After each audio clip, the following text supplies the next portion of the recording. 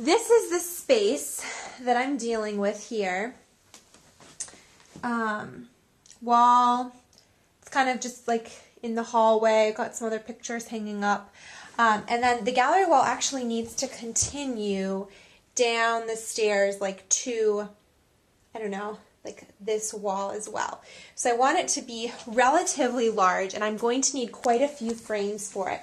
So I just went into my closet, and these are frames, I'm not even kidding, I have had for forever and a day. And this is what I pulled out. Some of these are from Target, this one's from a garage sale, but you get the idea. Oh, and these are from, I think these were from Bed Bath & Beyond. I got them forever ago, and I just like never found a good place to use them, but they're super cute shelves and might make for a cool gallery wall, like to lean things on or put a vase on. But anyway, just to give you an idea, I'm sure you guys have tons of frames like this too. You don't know what to do with. The art is all like mismatched. So my first step is going to be to somehow unify all of these pictures, or all of these frames. I need to have like some sort of grounding factor, and I think that's going to be color. Right now, I'm leaning toward all of the frames being black, but I may have them all be white. You'll have to just tune in to find out. And they also need to be unified somehow by art and like some basic colors. So if all the frames are black, also the art needs to be unified somehow. And most of the art in these pictures I'm not going to use. This is like a really old picture, my mom and I, and there's like, that boob light is so intense, look at it. But anyhow, so I need to find a way to unify all of these. Oh look, I drew this when I was a kid. It's my dog, and she's looking at all these fireflies. I actually really like this picture. I think it's really whimsical. I just don't think it would go well with the gallery wall. So anyway, and then I'll show you kind of the next step once I choose the frames that I'm going to use, how I'm going to put it on the wall. So here's my template of the gallery wall. You can see we're in the hallway, and basically what I did was I cut out newspaper, like I traced the frame on newspaper, and then I just used painter's tape to adhere it to the wall so I could kind of see how all of this would come together and to kind of give you the view from down here. Now this isn't the final mock-up or anything, like this little space in here needs to be filled, and I kind of gotta just play with the frames, but as I go throughout this week and walk past it, I can just make little adjustments and find out what I like. And then, well, hi Luna, how are you? You want to show them the thing I'm going to add to the top? Yeah? You want to show them? You want to? Okay. Alright, so up here, because it kind of feels like it stops abruptly, but if I were to put frames here, I feel like it would be rather strange to have like art right here because it's too low for your eye, like it should be here. So I remembered that I had this.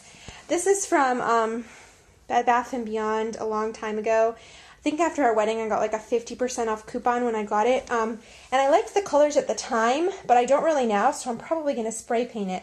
But this, if you can imagine, is going to be about that big and go right along the top to kind of complete the gallery wall, and when you're standing up on the landing, give your eye something to draw to. So there you go. Woohoo! The gallery wall is finally done. It took a little longer than I expected it to take, but let me take you guys on a tour of it and kind of show you what I did and how I did it and how I unified the frame. So it kind of goes all the way downstairs. Like I said, I'm really happy with how it turned out. So let me kind of walk you guys through it. So when you're walking into the house, there's the front door. This is what you see kind of going up the stairs. And this is the first frame. You guys know how much I love toilet paper rolls. I can do a tutorial on this if you want me to, but I know there's a million of them online pretty much anywhere you look. But I just took an old frame that I wasn't using and I put toilet paper rolls inside to kind of create a flower design, and it looks really cool from the side. And I spray painted the inside white. And this is just a super simple frame, and then I took scrapbook paper that was on steep clearance at Michael's. I think it was like 19 cents, and so was this one. I made these little hearts, and I wrote siempre, which in Spanish means always. I thought that was kind of cute.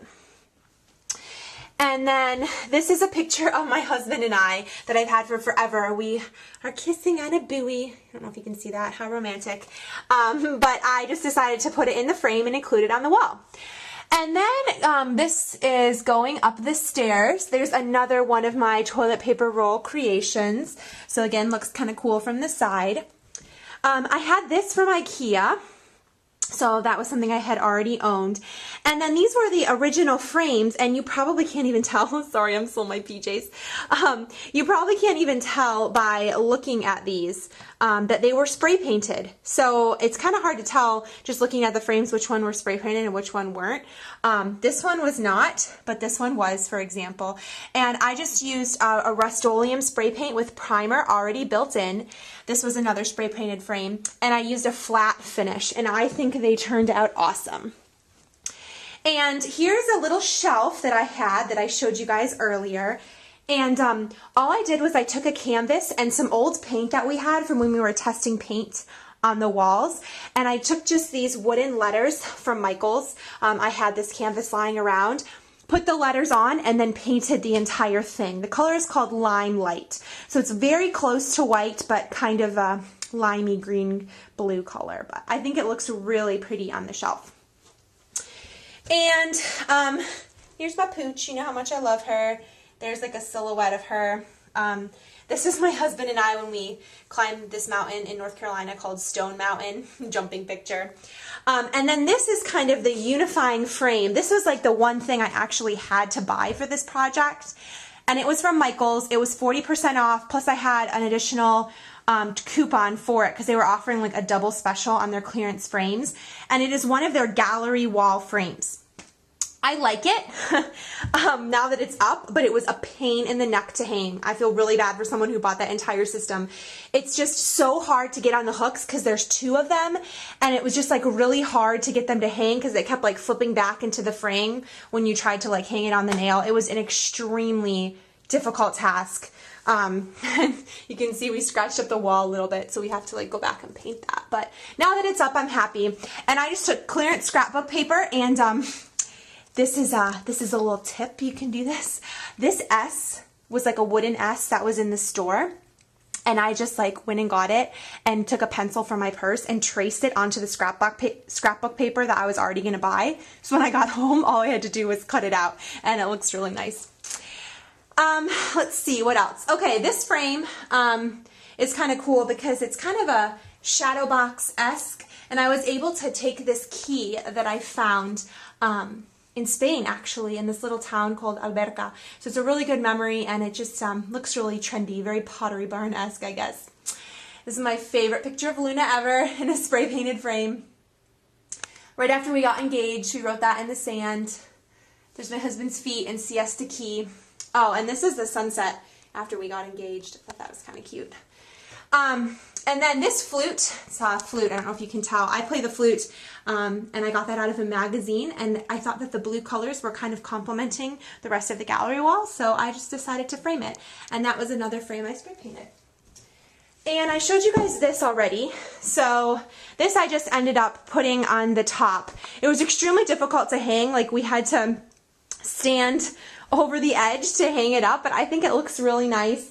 I'm not all the way sure if I want to leave it like this color or spray paint it. I'm not sure yet. Maybe you guys can tell me in the comments what you think I should do, but I'm extremely happy with how this gallery wall turned out. I think it looks really good, and you guys, the entire thing cost me less than $30. I made pretty much all the art myself. I used frames I already had. The most expensive thing was printing the pictures online, but I did that when I ordered my photo album, and I showed you guys a video of that before. So everything was extremely, extremely on a budget. It looks really good. It fills up the space, and I'm so excited. So there you go. How to make a gallery wall on the cheap.